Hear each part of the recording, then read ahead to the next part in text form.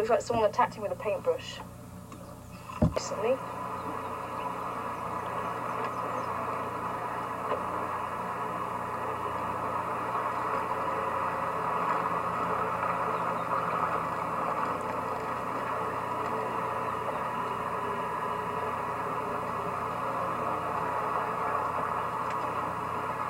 So incidentally, Firi is actually another name for hyena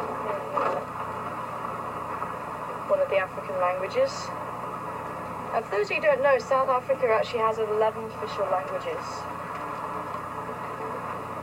And some of the words that you hear us using on the radio is Shangaan, and that would be the local culture in this area.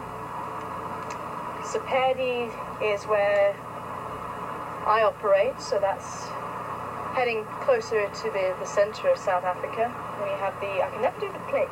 Can you say the horses? Alright? I can never do the click properly. But they usually on the southern, or they would be found on the southern coast of South Africa. And the Zulus to the east, the very famous Zulus. We do have a number of official languages. And some of the words are interchangeable. Vendor was one they're found quite far north in South Africa. And a colleague of mine was actually Vendor, two of them. And they were saying it's quite an older language.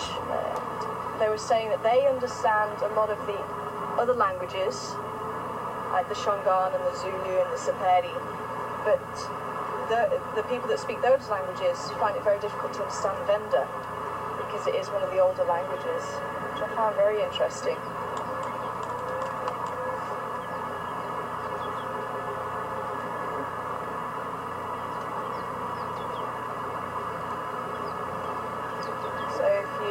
Listening out on the radio, and Ingwe means leopard, and Blavu is elephant, and that's a fairly widespread name for the elephant.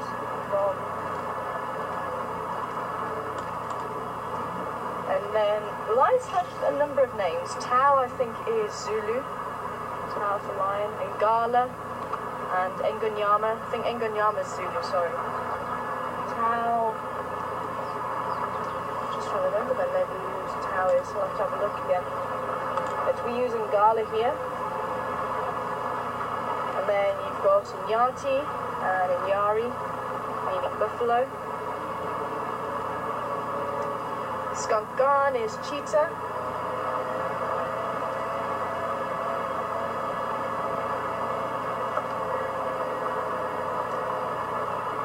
And some people often ask why we use those names rather than saying leopard or lion on the radio.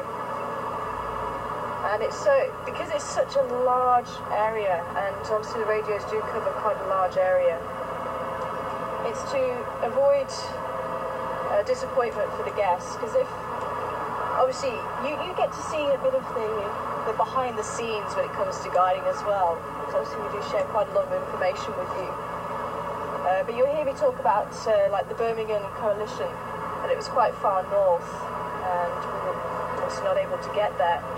But obviously when you're a guest and you're staying here, obviously we want to see those lions, but when you're actually staying here, why can't we go and see those lions? And it could be that either they're not able to drive on that area, or it's just too far, and it's not possible to actually get to them. And as people go on safari more and more, I suppose that obviously they've had the opportunity to see those animals, and they start to understand that sometimes it's not possible to always see them. So I think that's when they get to realise what the names are as well, and they quite often ask, what does it all mean?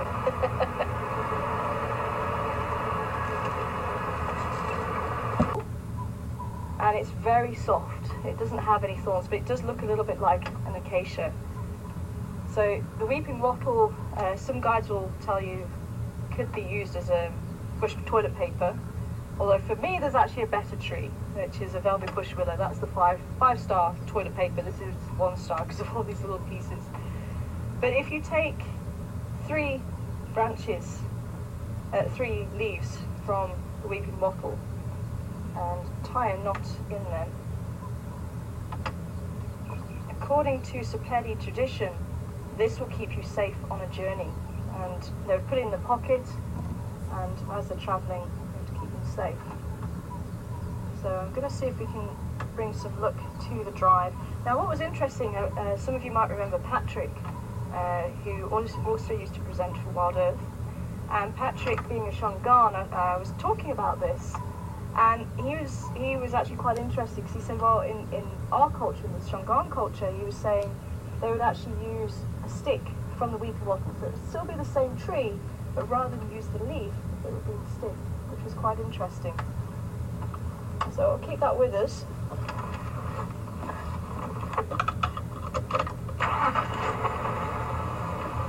Violet-breasted cousins.